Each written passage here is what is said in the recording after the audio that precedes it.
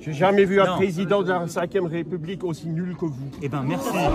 I'm Joe Biden, and I approve this message. Quel contraste entre le jeune président français, adepte du libéralisme du 19e siècle, et le vieux président américain qui définit le progressisme du 21e.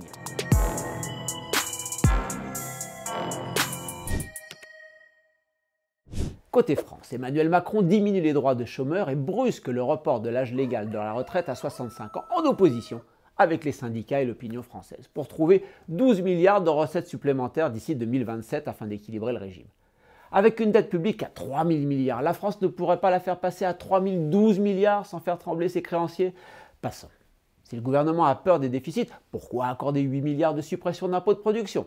L'économiste Michael Zemmour suggère d'autres pistes, revenir sur les exonérations de cotisations au-dessus de 2,5 SMIC, soumettre l'épargne salariale à la cotisation retraite, augmenter les cotisations retraite de 0,8 points d'ici 2027, etc. Autant de solutions impossibles du fait du poujadisme fiscal de ce gouvernement. Côté américain, c'est tout l'inverse, avec l'Inflation Reduction Act qui entre en vigueur au 1er janvier.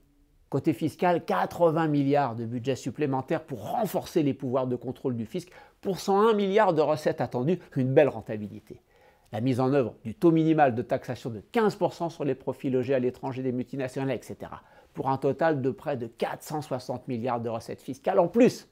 Du côté des dépenses, on trouve les 369 milliards dédiés au verdissement de l'économie américaine, enfin. Et avec des contreparties demandées en termes de création d'emplois, de contenu local pour booster la croissance potentielle américaine sur le long terme. Sans oublier la réduction du coût des médicaments et donc des dépenses de santé des Américains. D'un côté, un jeune président scotché dans un vieux libéralisme antisocial, de l'autre, un vieux président qui investit dans les gens, la protection sociale et la justice fiscale à la mode Roosevelt. Chacun ses héros, mais la semaine dernière à Washington, c'était bien la rencontre du ringard et de l'innovateur.